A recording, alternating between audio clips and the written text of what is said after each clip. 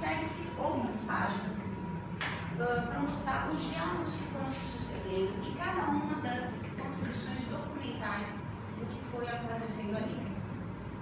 Toda a produção documental que acontece dentro das Nações Unidas, ela é submetida à Assembleia Geral. E aí é construído um conjunto de documentos que se podem se transformar, na verdade, tem o objetivo de se transformar numa declaração universal, uma declaração internacional.